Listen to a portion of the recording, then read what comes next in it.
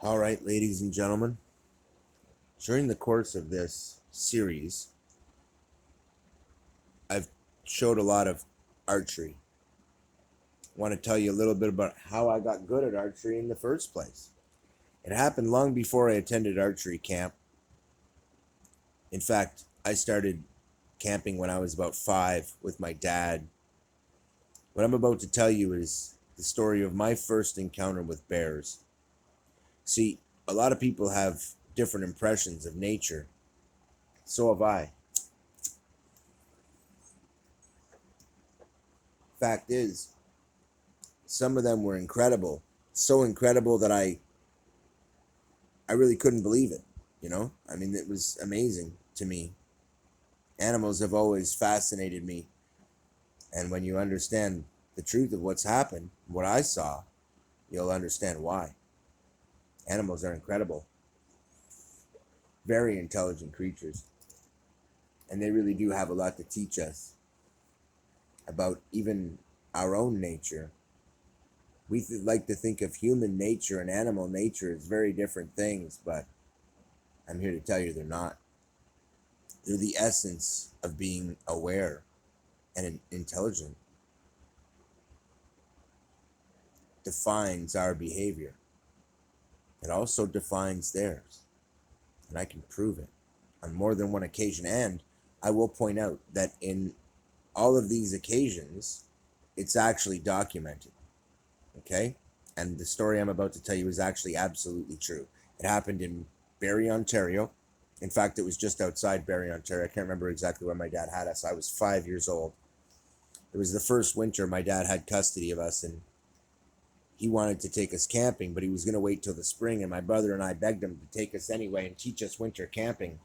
See, he was born in Whitehorse and raised in Yellowknife among the Inuit, and they taught him how to work with sled dogs, and they taught him a lot about how to survive in the Arctic and about how to survive in nature and about the nature of animals. Long story short, we were anxious to learn, so we get into the woods, and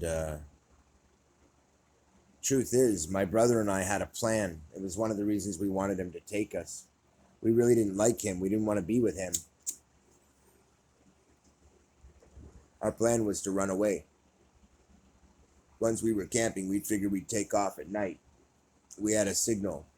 Only when I gave the signal, I didn't hear anything. So I snuck over to my brother's tent. He didn't want to go. He said it was too cold, and it was freaking cold, man. It was like minus 40. Well, I went anyway. I was 5 years old, and like a moron, I left my 6.5-year old brother, who was bigger than me, obviously, and older, but bigger by nature anyway. Even when we grew up, he was still bigger. But not by age, not by much. Taller by an inch, heavier by 20 pounds. That about summed it up. So I start walking, and it wasn't long before I got pretty damn cold, man. But I kept walking. I was dedicated. I really didn't want to go back to him. So I kept walking, and I kept walking. And the next thing you know, night came.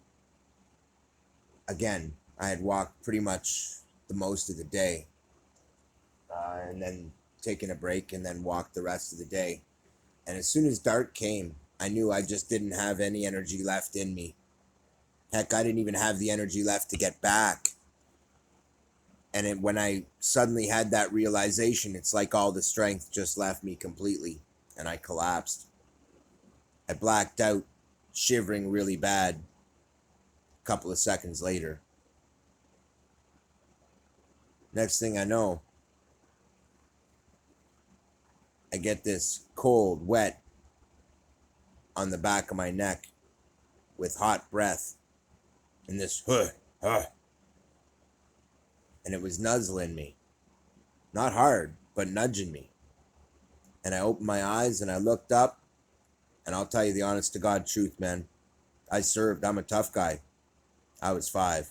I closed my eyes in abject terror, and the fact that I was really in shock already from the cold and hypothermia.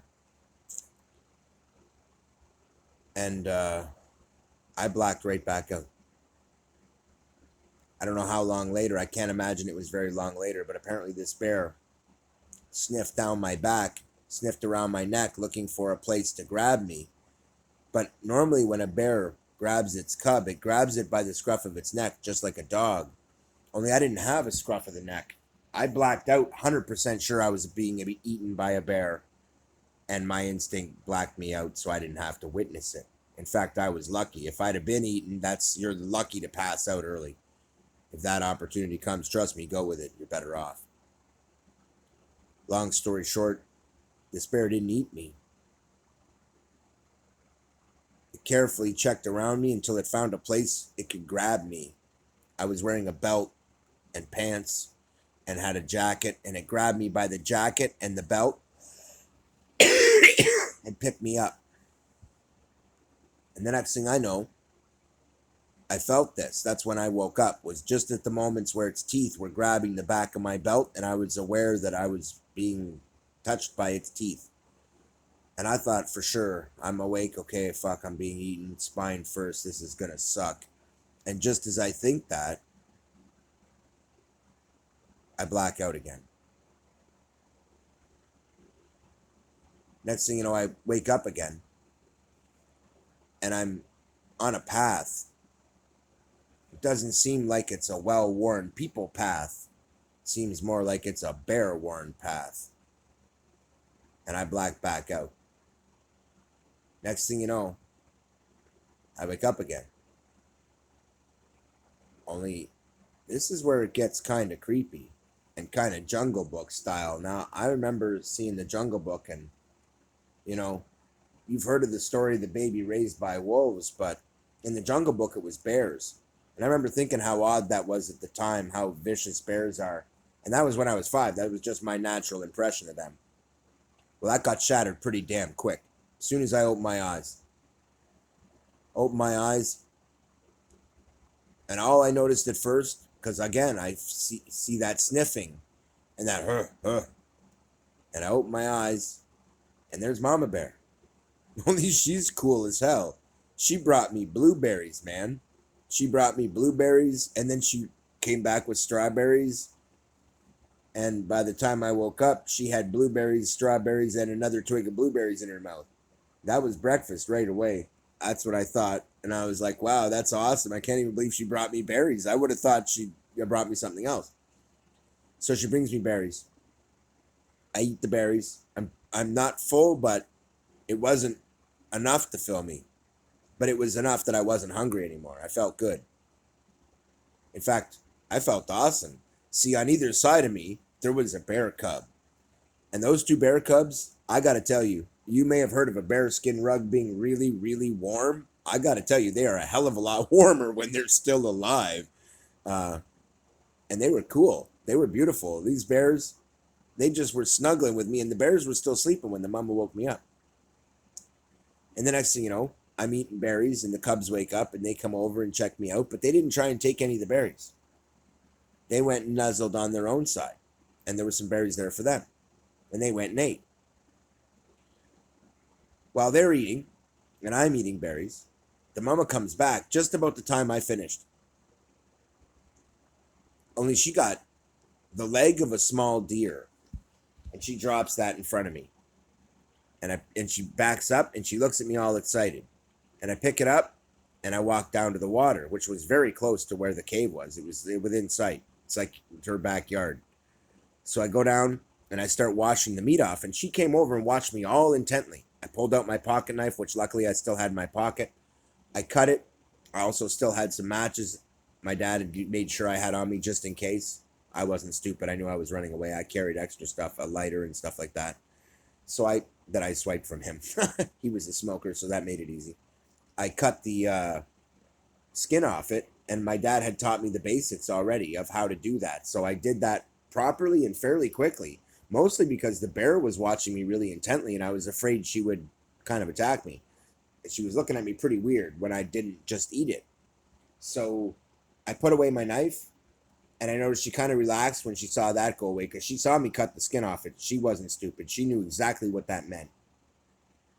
So I cut the skin off it. I wash it out again. I kind of squeeze it to get any blood out of it. That's a good trick, by the way, if you're in the bush and you don't want to wait for it to drip out. You can just start at the top and squeeze it from the top to the bottom and try and squeeze all the blood out of it. Rinse it in the water. Do that a couple times and you'll be fine. So then I go and I cook it. So she kind of freaks out here because now I start gathering stones and I put them all in a circle. Then I put some wood in it, some tinder underneath, and I light a fire. Next thing you know, but she didn't freak out, which will surprise me, but she backed up right away when I lit the fire. And at that point, I'm like, okay, she's going to eat me. I mean, she didn't. She just sat there watching me. So I put the meat out and I started cooking it, sharpened the stick, stuck it through, and started cooking. Come to think of it, I don't think I did. I just, I rigged up a little quick spit there, a couple of V branches, and jammed them into the ground, and it was on a bone, so that made it really easy. And I just rotated it and kept rotating it until I got the meat cooked enough that I was sure that I could eat it. Took that off and started eating it. And the second I started eating it, she stopped looking at me all intense and freaky and started looking at me all playful and happy, which was too cute. Next thing you know, I'm eating, I relax, and she's taken off again. And just a few minutes after she comes back, and she comes back with more meat for the other two cubs. But what she does is comes back with the rest of the carcass. Only this time, there's legs missing, more than the one she took. Now, there were 3 missing, which means I'm guessing one or more of those got eaten by another animal. She wasn't gone very long. I don't think she had time to stop and eat that whole leg before coming back with what she gave me. So typically in nature, they don't do that. They don't feed themselves first. They feed the cubs first. And in this case, she didn't just feed the cubs first. She fed me first. Dude, she fed me first. How cool is that?